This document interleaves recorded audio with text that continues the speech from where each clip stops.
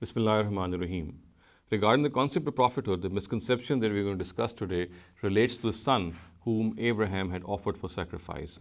Now, the Bible or the Old Testament, the book of Genesis, explicitly says that it was Isaac, the son of Abraham, whom Abraham had offered for sacrifice and not Ishmael, as is the verdict of the Quran and on history itself.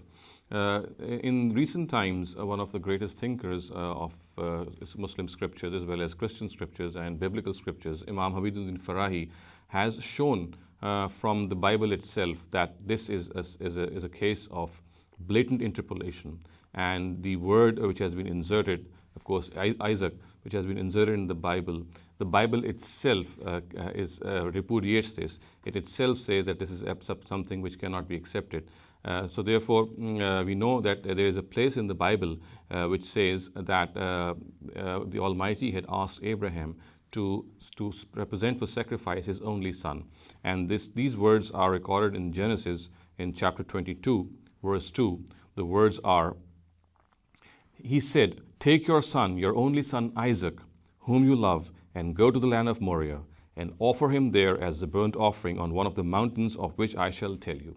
So on the basis of this verse, of course, the word Isaac appears here, and the Jewish Bible says that it was Isaac who was sacrificed and not Ishmael.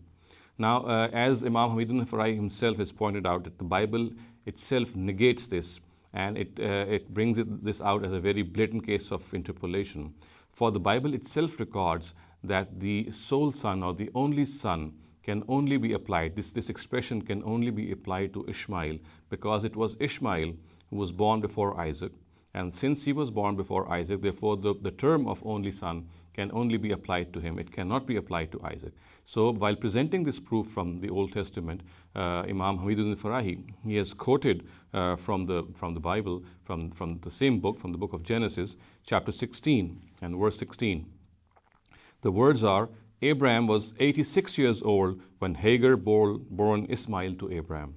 And then again in chapter 21, verse 5, the words are, "Now Abraham was 100 years old when his son Isaac was born to him." So this is absolutely evident from these words of the Old Testament that the only son, the expression of only son, can only be applied to Ishmael, because Ishmael, as the book of Genesis itself says, was born before Isaac.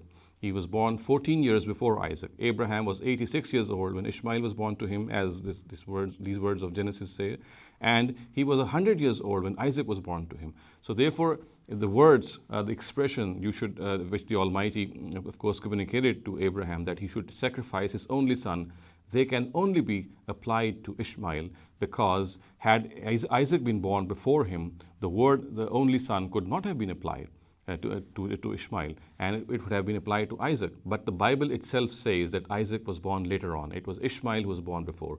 So if Ishmael was born before Isaac, then the words which occur in the Bible which say that you have to sacrifice your only son, then they have to apply to the first son, who was Ishmael, which the Bible itself says was the firstborn of Abraham.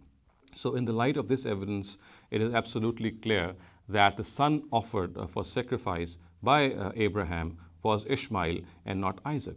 Now one can ask, of course, that why at all is this issue so important?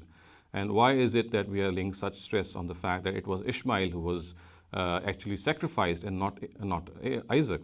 The reason for this is that by interpolating this, by striking off the name of Ishmael and inserting the name of Isaac, the Jews actually wanted to sever the relationship of the Prophet Muhammad ﷺ with the Arabian Peninsula, because we know that it was the Prophet Abraham who had predicted that from his own progeny he will raise an unadded prophet from amongst them, and therefore it was a prediction which said that amongst the Ishmaelites the last prophet would come.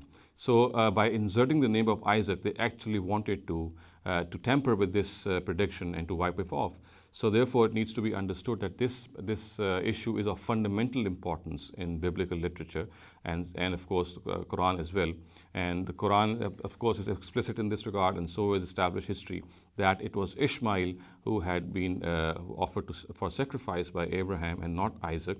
And the reason that this is, of course, very evident is that the Bible itself the Bible itself, besides established history in the Quran, negates the notion of the Jews that it was Isaac who was sacrificed, because, as I said, the words of the Bible are that the Almighty had ordered Abraham to offer his only son, and the expression of only son can only be applied to Ishmael, because at that time Isaac was not even born, and this fact itself is corroborated by the Bible.